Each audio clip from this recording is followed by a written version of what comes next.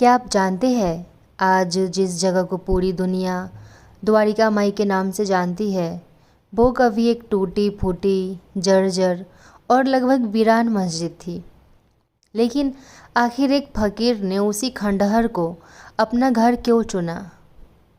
क्यों साईं बाबा ने किसी महल मंदिर या आश्रम में रहने के बजाय उसी उजड़ी हुई जगह को अपना ठिकाना बनाया? आखिर इस स्थान का नाम द्वारिका माई किसने रखा? यहीं पर बाबा की पवित्र धुनी आज भी जल रही है, यहीं से उदी मिलती है, यहीं बाबा ने अनगिनत भक्तों का दुख दूर किया और यही उन्होंने सबका मालिक एक का संदेश केवल शब्दों से नहीं बल्कि अपने जीवन से दुनिया को सिखाया। आज के इस वीडियो में हम द्वारिका माई का पूरा इतिहास जानेंगे। ये पहले कैसी थी, बाबा यहाँ कैसे आए, इसका नाम कैसे पड़ा और क्यों आज भी करोड़ों लोग इसे केवल एक इमारत नहीं बल्कि साईं बाबा का जीवंत आशीर्वाद मानते हैं। जिस स्थान पर लाखों श्रद्धालु सिर झुकाते हैं, जहाँ हर दिन ओम साई राम की गूंज सुनाई देती है, जहाँ श्री सच्चिदानंद सद्गुरु साईनाथ महाराज की गूंज सुनाई देती है, जहाँ बाबा की पवित्र धुनी आज भी निरंतर प्रज्वलित है, उस स्थान की शुरुआत किसी भव्य मंदिर या आश्रम से नहीं हुई थी।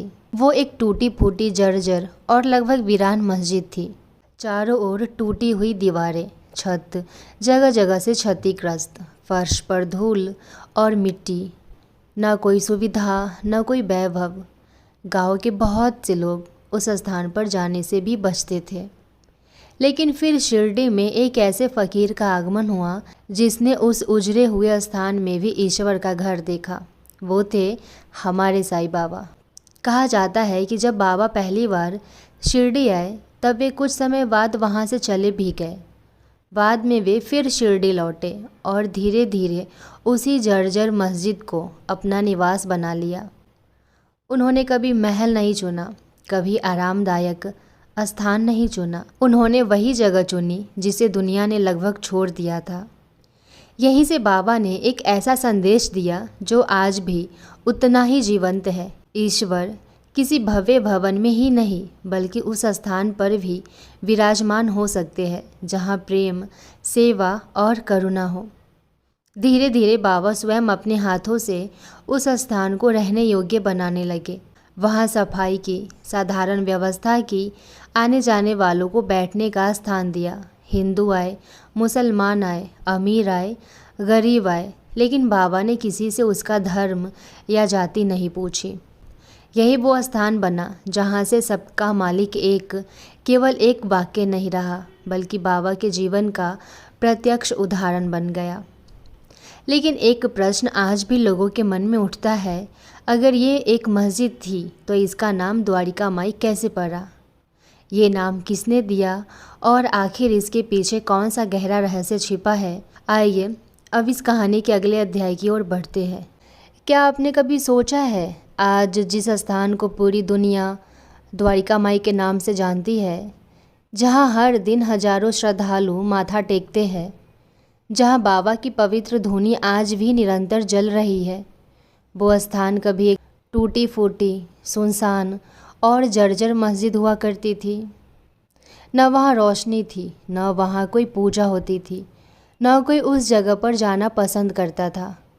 लेकिन एक दिन एक ऐसे फ़कीर ने उस उजड़े हुए स्थान को अपना घर बना लिया और वही खंडहर आज दुनिया के सबसे पवित्र स्थानों में गिना जाता है। लेकिन आखिर क्यों? क्या बाबा के पास रहने के लिए कोई दूसरी जगह नहीं थी, या फिर उस खंडहर के पीछे कोई ऐसा रहस्य था जिसे दुनिया आज भी पूरी तरह नहीं जानती? इस रहस्य को समझने के लिए हमें लगभग 150 साल पीछे चलना होगा। उस समय शिरडी एक बहुत छोटा सा गांव था। कच्ची सड़कें, मिट्टी के घर, खेतों में काम करते किसान और बिल्कुल साधारण जीवन। इसी छोटे से गांव में एक दिन एक युवा फकीर आए। उनके तन पर एक साधारण कफनी थी, सिर पर सफ़ेद कपड़ा बंधा था और चेहरे पर अद्भुत शांति। गांव वालों को समझ नहीं आया कि ये फ़कीर कौन है। कोई उन्हें मुसलमान फ़कीर कहता, कोई संत तो कोई पागल। कुछ समय बाद बाबा शिरडी से चले गए, लेकिन नियति ने उन्हें फिर से शिरडी बुलाया। जब बाबा दोबारा शिरडी आए तब उन्होंने किसी अमीर के घर में रहने की इच्छा नहीं जताई, ना किसी मंदिर में ठहरे, ना किसी हवेली में। उन्होंने जिस स्थान को चुना वो थी गांव के किनारे बनी एक पुरानी जर्जर मस्जिद। उस मस्जिद की हालत इतनी ख़राब थी कि उसकी दीवारें टूट चुकी थीं, छत कई जगह से क्षतिग्रस्त थी, बरसात में पानी टपकता था, फर्श पर धूल, मिट्टी और पत्थर बिखरे रहते थे। गांव के लोग उस जगह को लगभग छोड़ ही चुके थे, लेकिन जहां लोगों को केवल खंडहर दिखाई देता था वहीं बाबा को ईश्वर का निवास दिखाई देता था। उन्होंने कभी शिकायत नहीं की कि यहाँ सुविधा नहीं है। उन्होंने कभी नहीं कहा कि मेरे लिए नया आश्रम बनाओ।